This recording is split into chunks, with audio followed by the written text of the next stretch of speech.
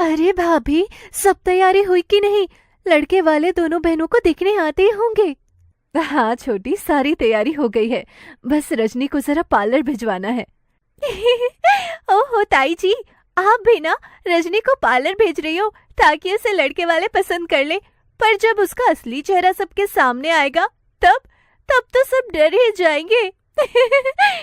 खबरदार चारू, अपनी बहन के बारे में ऐसे बात कर रही हो? जरा सी शर्म करो। कल को तुम दोनों को एक ही घर में रहना है। सच ही तो कह रही थी, पार्लर चले जाने से रजनी मेरे जैसी गोरी और सुंदर तो हो नहीं जाएगी ना। कोई ना चारू बेटा, मेरी बेटी काली ही सही, पर मुझे उस पर गर्व है। वो मेरी हर बात मानती है। रीमा जी के घर पर सारी बात चल ही रही थी कि तभी लड़कों की माँ कमला जी अपनी बेटी परी के साथ दोनों बहनों को देखने आ गई। अरे आइए ना बहन जी, आपको आने में, घर ढूंढने में कोई दिक्कत तो नहीं हुई ना बहन जी? अरे दिक्कत किस चीज की, आजकल तो सब इंटरनेट का जमाना है। ये मेरी बेटी परी है ना, वही कार चलाकर मोबाइल पर रास्ते देखकर मुझे यहाँ तक ले आई। वाकई बहन जी, आपकी बेटी तो बहुत सुंदर है और मॉडर्न है। इसे कार चलाना भी आता है? अरे कार ही नहीं, इसे तो बुलेट भी चलानी आती है। ओह गॉड मम्मी, सारा टाइम क्या बातों में ही बर्बाद कर दोगी? अब जल्दी से लड़कियों को मिल लो, मुझे जिम और योगा क्लासेस भी जाना है अभी। हाँ क्यों नहीं बेटा। रमा ने चारू और रजनी दोनों को आवाज दी। चारू ने जींस टॉप पहना हुआ था और वहीं रजनी बनारसी साड़ी में लिपटी चाय और नाश्ता लेकर हाजिर हो गई। वाह मम्मा, ये चारू कितनी मॉडर्न और सुंदर है। ये तो मुझसे भी ज्यादा गोरी है। मेरी भाभी तो यही बनेगी। Oh how sweet Pari, you are also looking beautiful. वाह, इससे तो मेरी खूब जमेगी। इससे तो इंग्लिश भी आती है और मेरे सारे असाइनमेंट भी यही बना दिया करेगी। मम्मा, मेरी तरफ से तो चारू मेरी भाभी जन। वो तो ठीक है, पर हम तेरे दोनों भाइयों के लिए लड़की देखने आए हैं। रजनी बेटा, तुम भी जरा कुछ अपने बारे में बताओ। आंटी जी, इसे खाना बनाने, बर्तन साफ करना और किताबों में घुसे रहना बस आता है। आप इससे मेरी तरह कार चलाने की उम्मीद मत करना, वरना वो कार भी रिपेयर शॉप पहुंचा देगी। चारू बेटा, तुम थोड़ी देर चुप रहो। कमला जी को जो बात करनी होगी रजनी से खुद कर लेगी। माँ, इस काली गंवार रजनी को हम अपने घर की बहू नहीं बनाएंगे, तो इससे बात ही क्यों करनी है? हे भगवान, मीरा जी बहुत घबरा रहा है। लगता है आज फिर ये लोग मुझे पसंद नहीं करेंगे। अगर ये रिश्ता भी टूट गया तो माँ तो सदमे में ही चली जाएंगी।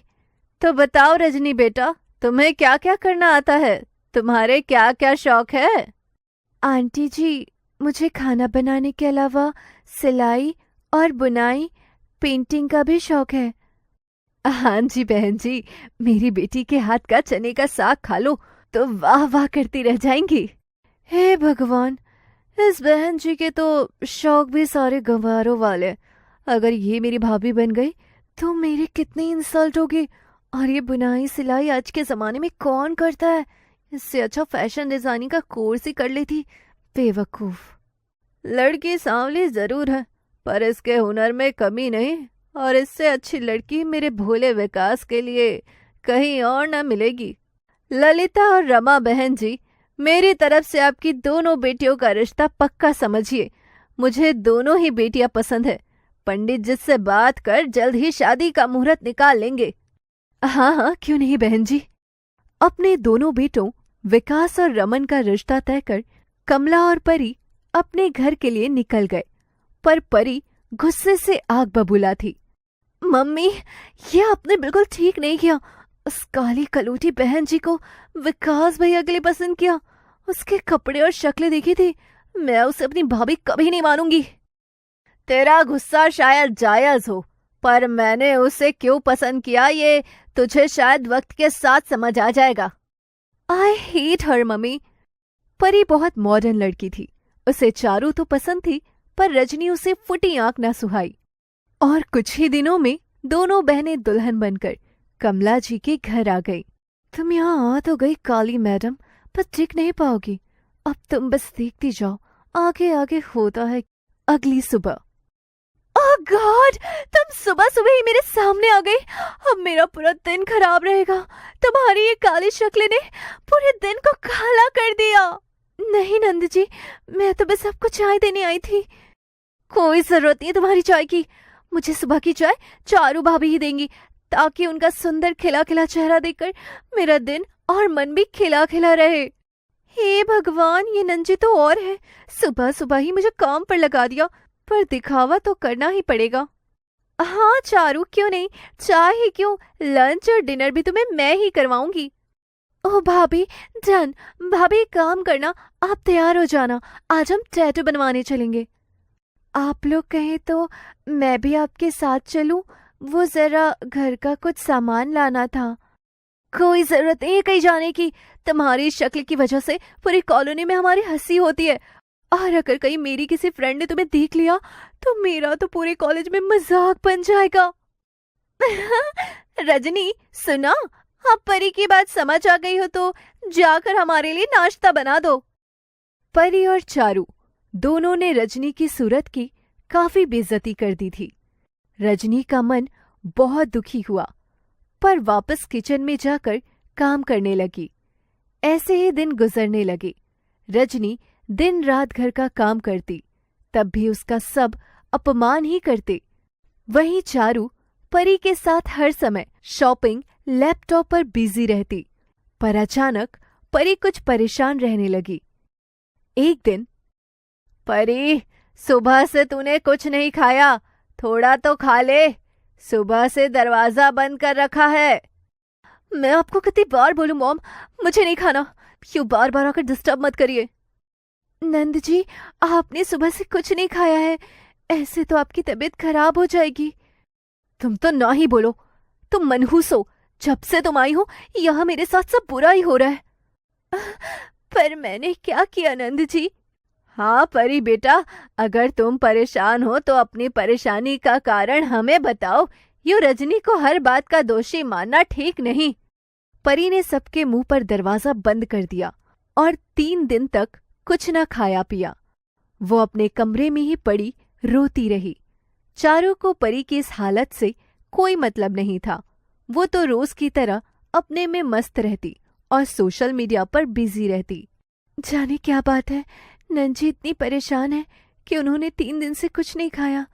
मुझे पता करना पड़ेगा कि आखिर क्या बात है जिसकी वजह से वो इतनी परेशान है।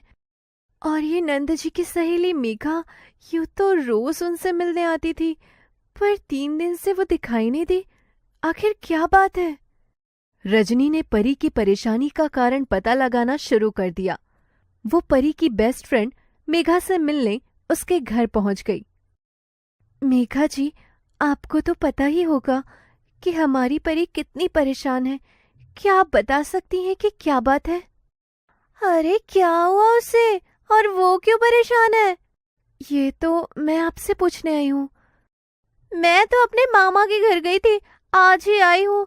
मेरी तो कोई बात नहीं हुई परी से, तो मुझे कैसे पता होगा कि वो क्यों परेशान है? रजनी को मेघा की बातों में साफ झूठ झलक रहा था, पर उसने मेघा से ज्यादा कुछ नहीं कहा और अपने घर चली आई। वहीं परी की इस हालत पर चारू को छोड़कर पूरा घर बहुत परेशान था। परी ने आज भी खाना न खाया। सबने उसे बहुत कहा, पर उसने किसी की बात न सुनी। थक हार कर सभी सो गए। रात के करीब 2 बजे थे। आखिर ऐसी क्या बात है जो नंजी को इतना परेशान कर रही है? वो तो इतनी मॉडर्न है कि हर प्रॉब्लम से लड़ जाती हैं। फिर ऐसा क्या? एक बार देख के आते उन्हें। रजनी दबे पांव परी के कमरे की ओर गई। उसने अभी दरवाजा खटखटाया ही था कि उसे परी के रोने की आवाज सुनाई थी। वो फोन पर किसी से बात कर रही थी। प्लीज मेरी बात मान जाओ, मैंने तुम्हारा क्या बिगाड़ा है? मेरी पूरी लाइफ खराब हो जाएगी, प्लीज वो सब मुझे दे दो। इतना सुनते ही रजनी सारा माजरा समझ गई और उसने दरवाजा खोल दिया। सामने का नजारा देख रजनी भी चौंक गई, पर घर की तिजोरी खुली पड़ी थी और सारे गहने बेड पर थे। तुम इतनी रात में मेरे कमरे में, निकलो यहाँ से।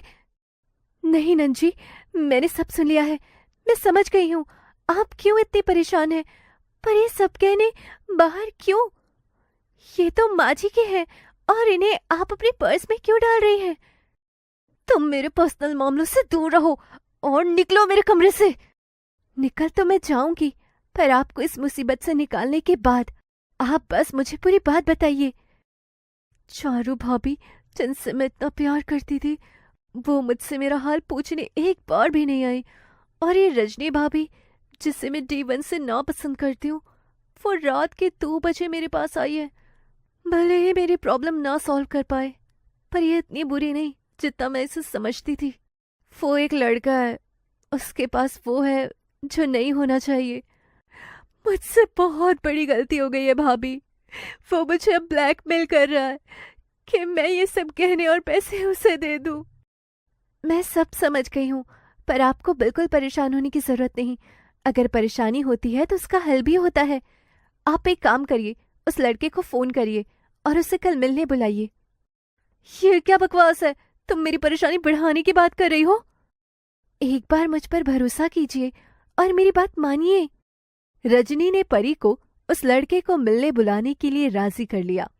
वो अपने फोन का वीडियो रिकॉर्डिंग ऑन कर उस लड़के से बात करने लगी। तो तुम परी को उस चीज के लिए ब्लैकमेल कर रहे हो जो तुमने धोखे से किया?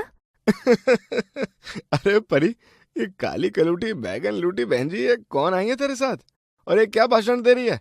अब जल्दी से जो गहने पैसे लाई है वो मुझे दे दे, फिर मैं तुम्हारे सारे फोटो वीडियोस डिलीट कर दूंगा। वैसे भी मुझे इसे देखकर उल्टी सी आ रही है। कौन से फोटो जो तुमने AI से बनवाए हैं? जरा मुझे भी दिखाना। तुमने जो किया है उसे साइबर क्राइम कहते हैं। मैं तुम्हें जेल की सलाखों के पीछे तक पहुंचा सकती हूँ। तू बहुत बोल रही है, 2 टके की शक्ल, जुबान इतनी लंबी। चल, मैंने बनाया AI से इसकी फोटो वीडियो, पर तेरे पास इसका क्या सबूत है? और बिना सबूत के तेरी कौन सुनेगा? प्लीज वो सब डिलीट कर दो प्लीज। नंजी, आपको इसके आगे गिड़गिड़ाने की जरूरत नहीं है।